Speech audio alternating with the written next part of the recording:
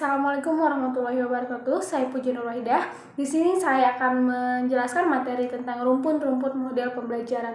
Pendidikan adalah salah satu hal yang penting dalam kehidupan manusia. Tanpa pendidikan, manusia tidak akan maju. Pada dasarnya, segala hal yang kita alami ini adalah ilmu, dan ilmu itu mendasar pada pendidikan. Berdasarkan perkembangan zaman, pendidikan pun berkembang dari sudut pandang manapun. Maju terhadap ilmu pendidikan. Timbal balik dari semuanya itu, diantaranya banyak bermunculan alat-alat teknologi yang sangat canggih. Sejalan dengan semuanya itu, kebudayaan dan jalan pikiran manusia pun berubah, dan akhirnya manusia menjadi masyarakat yang modern.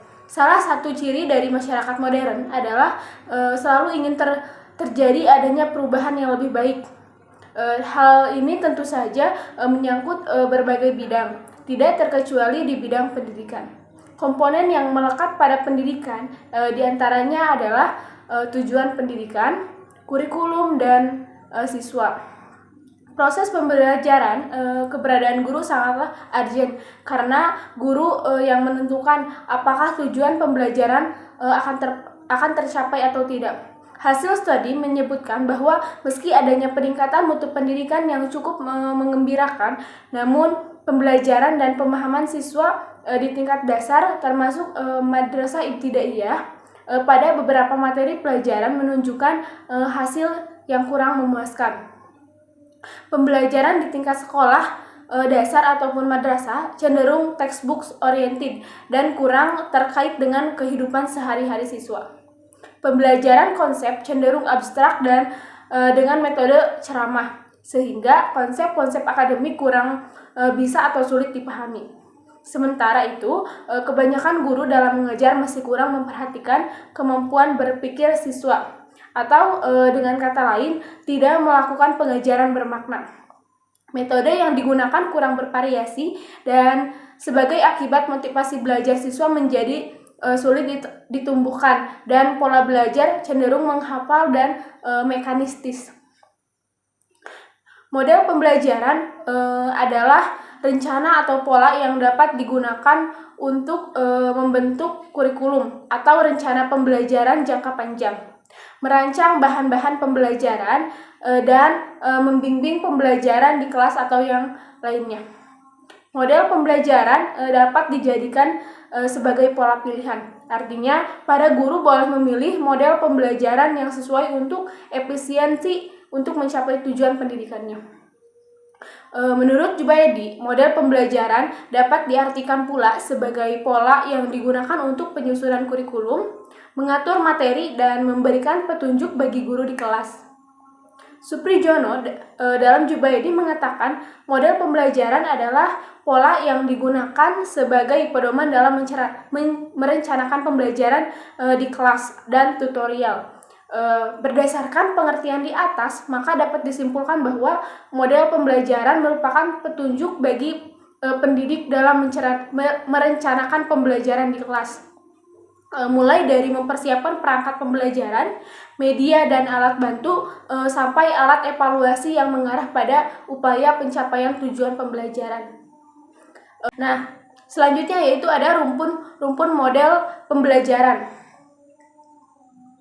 Rumpun model pembelajaran pemrosesan informasi ditekankan pada pengambilan penguasaan dan pemrosesan informasi. Model ini lebih memfokuskan pada fungsi kognitif peserta didik. Model ini didasari oleh teori belajar kognitif dan berorientasi pada kemampuan peserta didik memproses informasi yang dapat memperbaiki kemampuannya.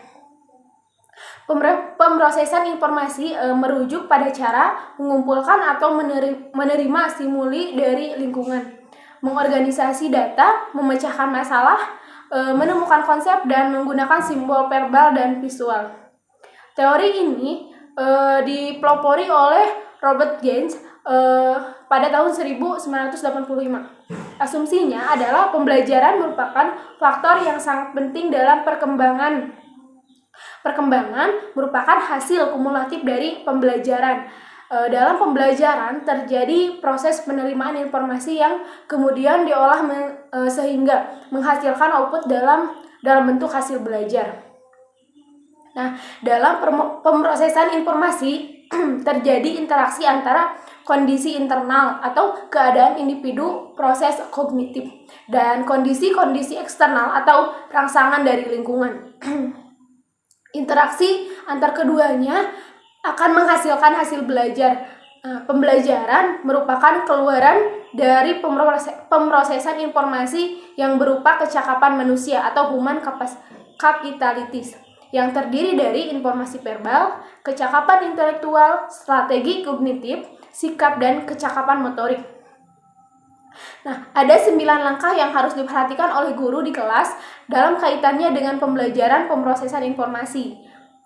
Yang pertama ada melakukan tindakan untuk menarik perhatian peserta didik, memberikan informasi mengenai tujuan pembelajaran dan topik yang akan dibahas, merangsang peserta didik untuk memulai aktivitas pembelajaran, menyampaikan isi pembelajaran sesuai dengan topik yang telah dirancang, memberikan bimbingan bagi aktivitas peserta didik dalam pembelajaran, memberikan penguatan pada perilaku pembelajaran, memberikan feedback terhadap perilaku yang ditunjukkan peserta didik.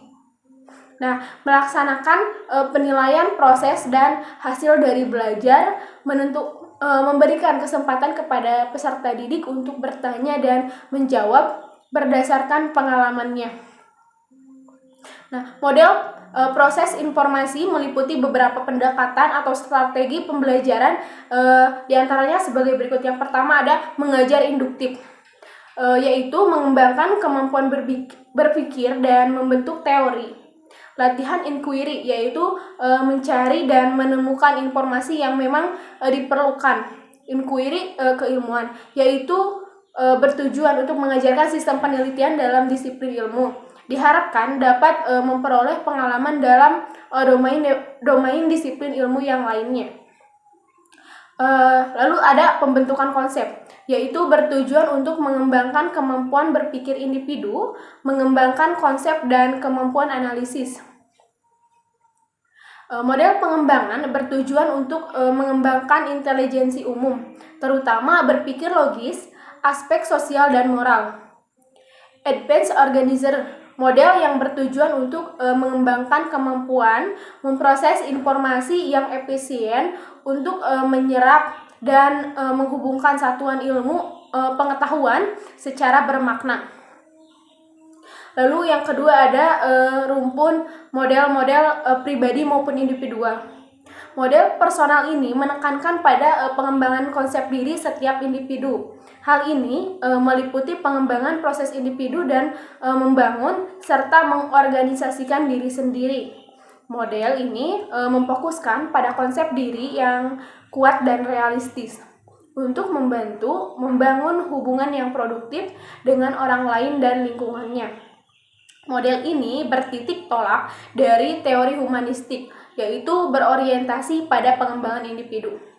Perhatian utamanya pada emosional peserta didik dalam mengembangkan hubungan yang produktif dengan lingkungannya.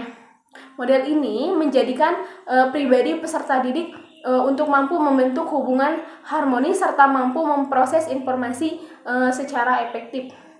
Tokoh humanistik adalah Abraham Maslow, Rogers, Sibrhard, dan Arthur Combe. Nah, menurut teori ini, guru harus berupaya menciptakan kondisi kelas yang kondusif agar peserta didik merasa bebas dalam belajar, mengembangkan diri baik emosional maupun intelektual. Teori humanistik timbul sebagai cara untuk memanusiakan manusia. Pada teori tersebut, pendidik seharusnya berperan sebagai pendorong, bukan menahan sensitivitas peserta didik terhadap perasaannya. Implikasi teori ini dalam pendidikan diantaranya bertingkah laku dan belajar adalah hasil pengamatan.